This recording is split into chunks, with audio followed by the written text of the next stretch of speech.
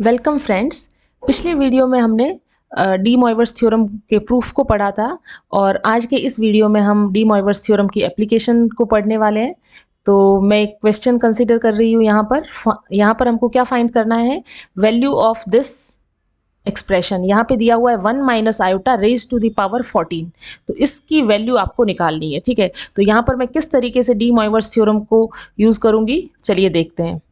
तो देखो, कोई भी कॉम्प्लेक्स नंबर, यहाँ पे एक कॉम्प्लेक्स नंबर है और कुछ पावर दी हुई है, ठीक है।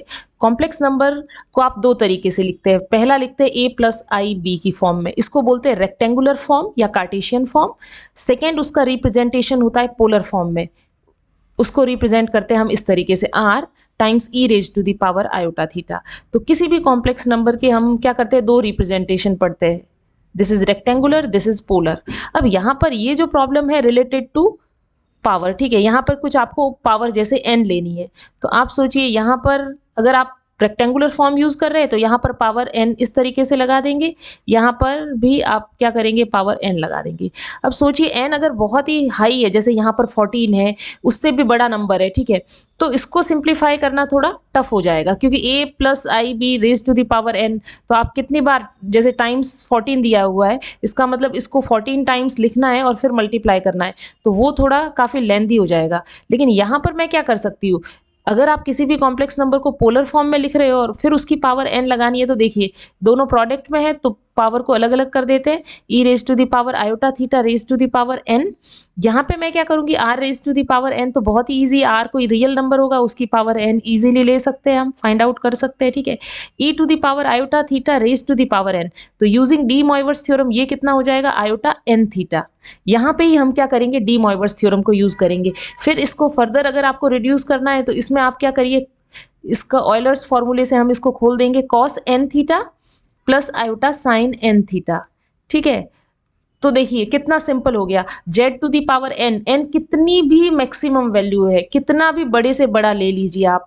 लेकिन अगर ऐसे आप रेक्टेंगुलर फॉर्म में अगर आप पावर को सिंप्लीफाई करने जाएंगे तो नहीं कर पाएंगे। लेकिन पोलर फॉर्म में कितनी भी बड़ी पावर लगाइए, r to the power n हो गया e iota theta to the power n, using de Moivre's theorem n जो है वो अंदर आ जाएगा थीटा के साथ, और फिर ऑयलर फॉर्मूला लगा के ये आपका सिंप्लीफिकेशन हो गया, ये आंसर हो गया। तो इस तरीके से आपको क्या करना है, जब भी किसी कॉम्प्लेक्स नंबर की बहुत बड़ी पावर देके पूछते हैं ना, तो आपको ये ही ट्रिक यूज करनी है। पहले आप कॉम्प्लेक्स नंबर को कन्वर्ट करिए पोलर फॉर्म में, फिर पावर अप्लाई कीजिए, ठीक है। तो यहाँ पर कॉम्प्लेक्स नंबर दिया हुआ है 1 माइनस आयोटा, ठीक है। इसकी पावर आपको फाइंड आउट करनी है 14, तो चलिए वो करते हैं, ठीक है। तो मैं यहाँ पे एज्यूम कर लेती हूँ, लेट z इक्वल्स टू जो भी गिवन कॉम्प्लेक्स नंबर है 1 माइनस आयोटा। इसका क्या करना है, पहले पोलर फॉर्म में कन्वर्ट करना है। पोलर फॉर्म में कन्वर्ट करने के लिए रियल पार्ट को सेपरेट कीजिए, रियल पार्ट दिया हुआ है 1, इमेजिनरी पार्ट को लिखिए वो है -1। अब हम निकालते हैं r, r कितना होता है, real part square plus imaginary part square, उसका स्क्वायर रूट, ठीक है। तो 1 स्क्वायर प्लस -1 स्क्वायर, तो कितना हो जाएगा, √2। ये तो आ गया r। अब हमको निकालना है थीटा। थीटा के लिए आप क्या करते हैं, थीटा मतलब प्रिंसिपल आर्ग्यूमेंट, वो हम देखते हैं क्वाड्रेंट के हिसाब से कि आपका जो कॉम्प्लेक्स नंबर है वो किस क्वाड्रेंट में लाई कर रहा है। ये देखिए 1 माइनस आयोटा, 1 माइनस आयोटा का मतलब क्या है, x तो पॉजिटिव है, y नेगेटिव है, इसका मतलब नंबर होगा यहाँ पर, ये लोकेशन है इस कॉम्प्लेक्स नंबर की 1 माइनस आयोटा। अब इसका प्रिंसिपल आर्ग्यूमेंट का क्या मतलब है, इसको ओरिजिन से मिलाइए, ये जो एंगल होगा ना, this is the principal argument. ये एंगल कितना होगा, प्रिंसिपल आर्ग्यूमेंट। इसको कैसे निकालते हैं, तो मैंने आपको फॉर्मूला बताया हुआ है, प्रिंसिपल आर्ग्यूमेंट कैसे फाइंड आउट करना है, उससे रिलेटेड भी एक वीडियो है, आप वीडियो देख सकते हैं, ठीक है। मैं डिस्क्रिप्शन बॉक्स में उसका लिंक डाल दूंगी। अब यहाँ पे आपको क्या करना है, जैसे इसका निकालना है आर्ग्यूमेंट, तो देखिए अगर फोर्थ क्वाड्रेंट में कॉम्प्लेक्स नंबर लाई कर रहा है तो उसके लिए प्रिंसिपल आर्ग्यूमेंट का फॉर्मूला है माइनस का tan इनवर्स। मैं डायरेक्ट फॉर्मूला लिख रही हूँ, आप इसका डेरिवेशन देख सकते हैं वीडियो में जाकर, ठीक है। अगर फर्स्ट क्वाड्रेंट में लाई कर रहा है तो प्रिंसिपल आर्ग्यूमेंट दिया जाता है tan inverse mod b by A. अगर सेकेंड क्वाड्रेंट में है तो दिया जाता है pi minus tan inverse mod b by A. अगर थर्ड क्वाड्रेंट में है तो principal argument minus pi plus tan inverse mod b by A, और फोर्थ क्वाड्रेंट में है तो minus pi tan inverse b by A. क्योंकि हमारा फोर्थ क्वाड्रेंट में लाई कर रहा है तो प्रिंसिपल आर्ग्यूमेंट कितना हो जाएगा, माइनस का tan inverse mod b, b कितना है -1 डिवाइडेड बाय a ये मॉड लगा है तो tan इनवर्स 1, तो माइनस का tan inverse 1 that is minus का π/4। तो ये आ गया आर्ग्यूमेंट। अब फटाफट से z को लिख दीजिए आप पोलर फॉर्म में, r e iota theta, values put कर देते हैं √2 e raise to the power iota, theta की वैल्यू है π/4। बस इतना जब आपने जैसे ही लिख दिया, अब आपको क्या फाइंड आउट करना था, कैलकुलेट करना था z raise to the power 14। तो यहाँ पे भी लगाइए √2 raise to the power 14 e raise to the power minus iota π/4। De Moivre's theorem जब आप अप्लाई करेंगे तो थीटा के साथ ही पावर आ जाएगी, ठीक है।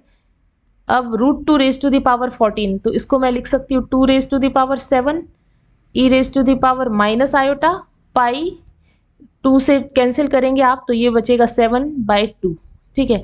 2 रेज टू द पावर 7 कितना हो जाएगा 128, और यहाँ पर ऑयलर्स फॉर्मूला लगा के आप इसको खोल दीजिए, cos 7π/2 minus iota sine 7π/2। Odd multiple of π/2 this will give you 0, और ये है ऑड मल्टीपल ऑफ π/2, तो यहाँ पर ये वैल्यू क्या रहेगी, π/2 पे +1, 3π/2 पे -1, 5 पे +1, ये -1 आएगा, तो -1 times minus iota plus iota, तो ये वैल्यू कितनी आएगी 128 आयोटा। तो देखिए कितना सिंपल है, z raise to the power 14 जो पूछा गया था, that means 1 minus iota raise to the power 14, उसकी वैल्यू कितनी आ गई 128 आयोटा। सबसे पहले उस नंबर को हमने कॉम्प्लेक्स में लिखा, sorry complex representation rectangular form में दिया हुआ था, तो आपने क्या किया, ये रेक्टेंगुलर फॉर्म में दिया हुआ था, इसको पोलर फॉर्म में चेंज किया, पोलर फॉर्म में ये निकल के आया, और फिर सिंपली आपने उसकी पावर ले ली। तो जब भी ऐसे कॉम्प्लेक्स नंबर की बहुत बढ़ा चढ़ा के पावर दे रखी है, तो आपको क्या करना है, बस कुछ नहीं, आपको सबसे पहले उस नंबर को पोलर फॉर्म में लिखिए और फिर पावर ले लीजिए।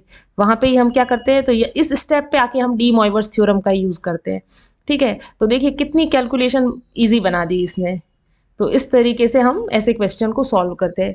अगर आपको ये वीडियो पसंद आई है तो इस वीडियो को प्लीज़ लाइक करें, अपने फ्रेंड्स के साथ शेयर करिए, चैनल को सब्सक्राइब करना ना भूलें। Thank you.